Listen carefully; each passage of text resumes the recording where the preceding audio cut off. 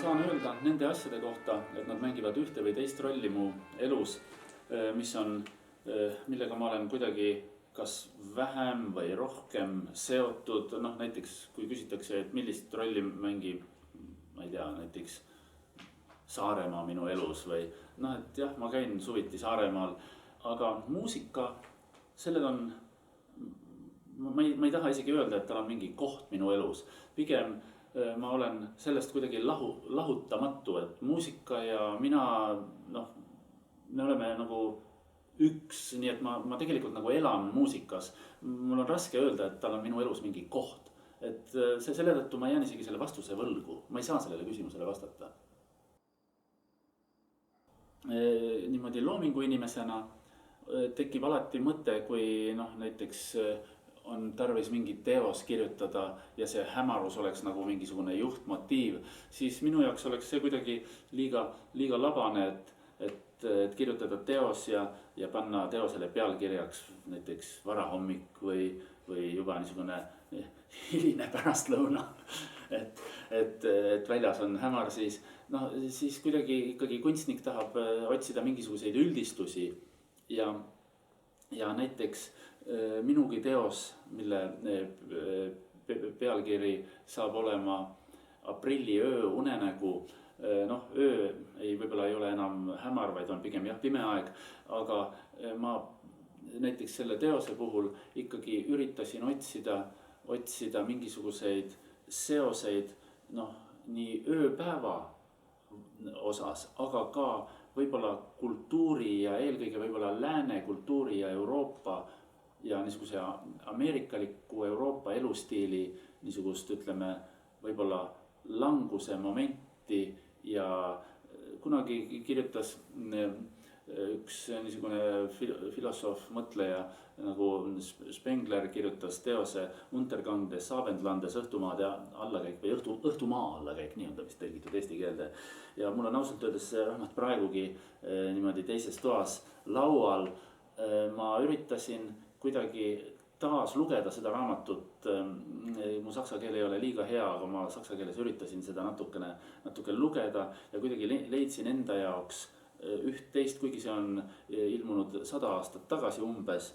Et mulle tundus, et tänases sellises, ütleme, õhtumaade olukorras on just midagi niisugust, mida ma võiksin nimetada hämaruseks. Ei ole õnneks veel öö.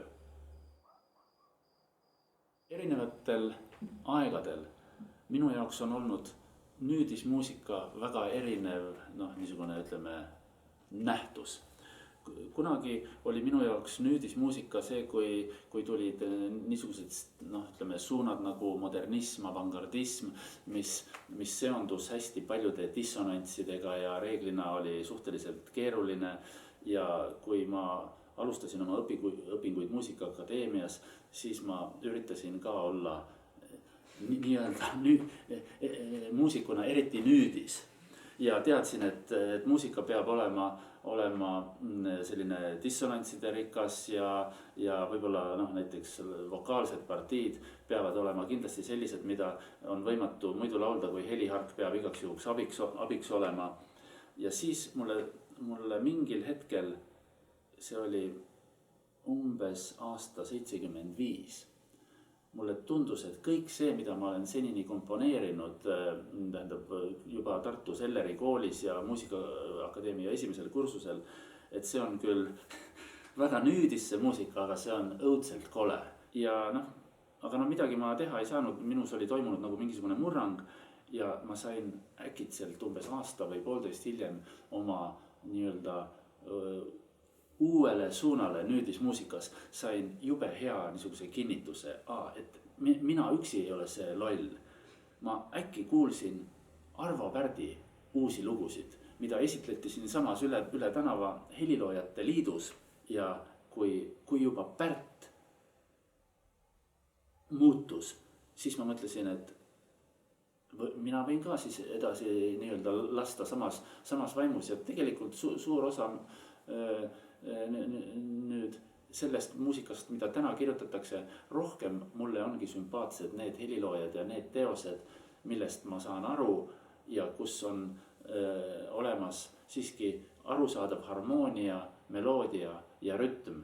aga noh, vähem jah, ma lihtsalt ei suuda väga pikalt kuulata, pigem mõnikord jah, kui muusikalisi eksperimente küll, aga mitte nii, et ma näiteks õhtul võtan ja naudin sellist, ütleme noh, kakofooniat ja abrakadabrat, ma lihtsalt ei suuda